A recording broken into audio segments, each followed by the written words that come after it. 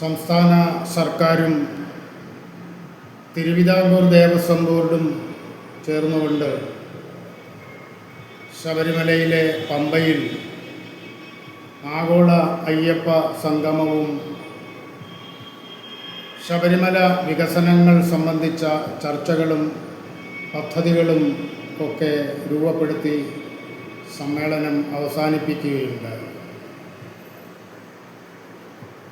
ഈ സമ്മേളനത്തിൽ ശബരിമലയുടെ വികസനത്തിന് വേണ്ട പല പ്രഖ്യാപനങ്ങളും ഉണ്ടാകും എന്നൊക്കെ പറഞ്ഞെങ്കിലും മറ്റു ചില വിവാദങ്ങൾ ശബരിമലയിലേക്ക് കടന്നു വന്നതോടുകൂടി ആഗോള അയ്യപ്പ സംഗമത്തിൻ്റെ ഉദ്ദേശവും തീരുമാനങ്ങളും ഒന്നും മുന്നോട്ട് പോയിട്ടില്ല. ശബരിമല ധർമ്മശാസ്താവിൻ്റെ ശ്രീകോവിലിന് മുന്നിൽ പതിച്ചിരുന്ന സ്വർണ്ണപ്പാളി മോഷണം പോയത് സംബന്ധിച്ചുള്ള വിവാദങ്ങളും തർക്കങ്ങളും പ്രശ്നങ്ങളും ദിവസം ചെല്ലുന്തോറും രൂക്ഷമായി മാറിക്കൊണ്ടിരിക്കുകയാണ്. സർക്കാരിൻ്റെയും ദേവസ്വം ബോർഡിൻ്റെയും ബഹുജന സംഘടനകളുടെയും രാഷ്ട്രീയ പാർട്ടികളുടെയും എല്ലാം കണ്ണുകളും കാതുകളും ഇപ്പോൾ ശബരിമലയിലെ കാണാതായ സ്വർണ്ണപ്പാളികളുടെ മേൽ ആണ് പതിഞ്ഞു നിൽക്കുന്നത്. ഇവിടെ ഈ പറയുന്ന എല്ലാ വിഭാഗങ്ങളും വലിയ ഒരു കാര്യം മറന്നുപോകുന്നുണ്ട്. ഇപ്പോൾ ഒക്ടോബർ മാസം പകുതി കഴിഞ്ഞു. അടുത്ത നവംബർ മാസം പകുതിയാകുമ്പോഴേക്കും അടുത്ത സീസണിലേക്കുള്ള ശബരിമല നടയുടെ തുറക്കൽ നടക്കും. ഏതാണ്ട് 50 ദിവസത്തോളം നീളുന്ന അയ്യപ്പ ഭക്തന്മാരുടെ ഒഴുക്കായിരിക്കും ശബരിമലയിലേക്ക് ഉണ്ടാവുക. ദേവസ്വം ബോർഡ് തന്നെ പറഞ്ഞ കണക്ക് പ്രകാരം കഴിഞ്ഞ വർഷത്തിൽ ഏതാണ്ട് 48 ലക്ഷത്തിലധികം ഭക്തന്മാരാണ് സ്വാമി അയ്യപ്പനെ ദർശിക്കുവാൻ ശബരിമലയിൽ എത്തിയത്. ശബരിമലയിലെത്തുന്ന ഭക്തന്മാർക്ക് ദർശനത്തിന് ആധുനിക സംവിധാനം വഴിയുള്ള ബുക്കിങ്ങും മറ്റും ഏർപ്പെടുത്തി നിലനിർത്തി പോരുന്നുണ്ട്. എന്നാൽ പമ്പയിൽ നിന്നും ശബരിമലയിലേക്കുള്ള ദൂരം മാത്രമല്ല അങ്ങോട്ടെത്തുന്ന അയ്യപ്പന്മാരുടെ വഴി എന്നത് അധികാരികൾ ഇതുവരെ ഓർമ്മയിൽ എടുത്തിട്ടില്ല. സംസ്ഥാനത്തു നിന്ന് മാത്രമല്ല അന്യ സംസ്ഥാനങ്ങളിൽ നിന്നും 10,000-കണക്കിന് ഭക്തന്മാരാണ് ഓരോ മണ്ഡലം മകരവിളക്ക് സീസണിലും ശബരിമലയിലേക്ക് ഒഴുകി എത്തുന്നത്. ഇത്തരത്തിൽ ശബരിമലയിലേക്കെത്തുന്ന ഭക്തന്മാർക്ക്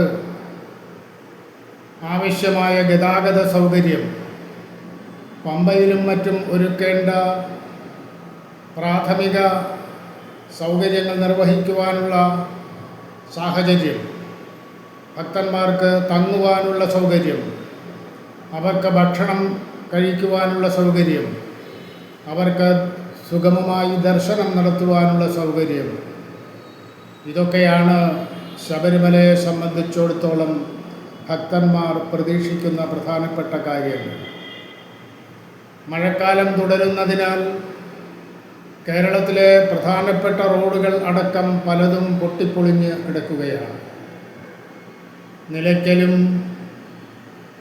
പമ്പയിലും അടക്കം ഭക്തന്മാർക്ക് വേണ്ട അത്യാവശ്യ സൗകര്യങ്ങൾ പുതുക്കി ഒരുക്കി കൊടുക്കുവാൻ ഇതുവരെ നടപടികൾ ഒന്നും ആയിട്ടില്ല. സന്നിധാനത്തെയും പമ്പയിലെയും മറ്റും പല പ്രവൃത്തികളുടെയും ടെൻഡറുകൾ പോലും പൂർത്തീകരിക്കാത്ത സ്ഥിതിയാണ്. ശൗചാലയങ്ങൾ കൂടുതലായി പണിയുന്നതിനും നിലവിലുള്ളവ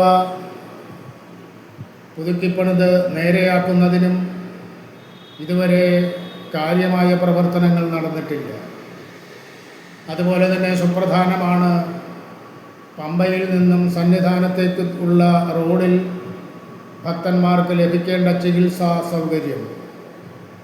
കേരളത്തിൽ നമുക്കറിയാം, സമീപകാലത്തായി പ്രായം കൂടുതലാകാത്തവരിൽ പോലും ഹൃദ്രോഗബാധ കൂടുതലായി ഉണ്ടാവുകയാണ്. അപ്പോൾ ഹൃദയാഘാതത്തിന് പോലും ചികിത്സ ലഭ്യമാക്കുവാൻ കഴിയുന്ന വിധത്തിൽ ആശുപത്രി സൗകര്യങ്ങൾ ഒരുക്കണം. കേരളത്തിലേക്ക് എത്തിച്ചേരുന്ന ഭക്തന്മാർക്ക് ട്രെയിൻ വഴി കോട്ടയത്ത് എത്തി പിന്നീട് ബസ് വഴി അങ്ങോട്ടെത്തുന്നതിന് പരിമിതികളുണ്ട്. അതുകൊണ്ട് തന്നെ കൂടുതൽ ബസ് സർവീസുകളും മറ്റു വാഹന സൗകര്യങ്ങളും അയ്യപ്പന്മാർക്ക് ലഭ്യമാക്കുന്നതിന് നടപടികൾ ഉണ്ടാകണം. പല കാര്യങ്ങളിലും ശബരിമലയുടെ വിഷയത്തിൽ ഹൈക്കോടതിയുടെ നിരീക്ഷണവും ഇടപെടലും നടന്നുകൊണ്ടിരിക്കുകയാണ്. അതുകൊണ്ട് തന്നെ ഗുണം എന്ന പോലെ ചില ദോഷങ്ങളും ഉണ്ട്. ദേവസ്വം ബോർഡ് രാവിലെ എഴുന്നേറ്റ് എന്തെങ്കിലും ഒരു കാര്യം ചെയ്യാൻ ഉത്തരവിടുന്നത് പോലെ ശബരിമലയുടെ കാര്യത്തിൽ ഇപ്പോൾ ഉത്തരവിട്ട് നടപ്പിൽ വരുത്തുവാൻ കഴിയില്ല. ഏത് കാര്യത്തിലും വിശദമായ റിപ്പോർട്ട് ഹൈക്കോടതിക്ക് കൈമാറിയ ശേഷം അവിടെ നിന്നും അനുമതി ലഭിച്ചാൽ മാത്രമാണ് അത് പൂർത്തീകരിക്കാൻ കഴിയുക. ഇതൊക്കെ നടക്കേണ്ട പ്രായോഗികമായ വശങ്ങളാണ്. ഇത്തരം കാര്യങ്ങളിലൊന്നും ദേവസ്വം ബോർഡും ദേവസ്വം വകുപ്പും മറ്റു സന്നദ്ധ സംഘടനകളും പോലും ഗൗരവമായി ആലോചിക്കാതെയും ചിന്തിക്കാതെയും മുന്നോട്ട് പോകുന്ന ഒരന്തരീക്ഷമാണ് ഇപ്പോൾ ശബരിമലയുടെ കാര്യത്തിൽ നിലനിൽക്കുന്നത്.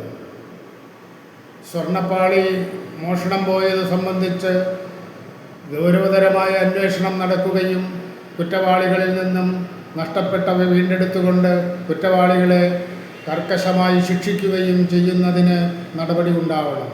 അതിന് നിയമപരമായ വഴികൾ നടന്നുകൊണ്ടിരിക്കുകയാണ്. ദേവസ്വം ബോർഡും ദേവസ്വം വകുപ്പ് കൈകാര്യം ചെയ്യുന്ന മന്ത്രാലയവും അടിയന്തിരമായി തന്നെ ഈ സീസണിൽ ശബരിമലയിലേക്കെത്തുന്ന അയ്യപ്പ ഭക്തന്മാർക്ക് ഒരു തരത്തിലുമുള്ള ബുദ്ധിമുട്ടും ദുരിതവും ഉണ്ടാകാത്ത വിധത്തിൽ ഒരു ദർശന സീസൺ ഒരുക്കുന്നതിനുള്ള അടിയന്തര നീക്കങ്ങൾ, കാരണം ഇനി ഒരു മാസം മാത്രമേ ശേഷിക്കുന്നുള്ളൂ. ഈ ചുരുങ്ങിയ സമയത്തിനുള്ളിൽ ഗൗരവമായി എന്തൊക്കെയാണ് അടിയന്തരമായി ചെയ്യേണ്ടത് എന്ന് പഠനം നടത്തി സമയബന്ധിതമായി അവയെല്ലാം പൂർത്തീകരിക്കുവാൻ സർക്കാരും ദേവസ്വം ബോർഡും തയ്യാറാവുകയാണ് വേണ്ടത്.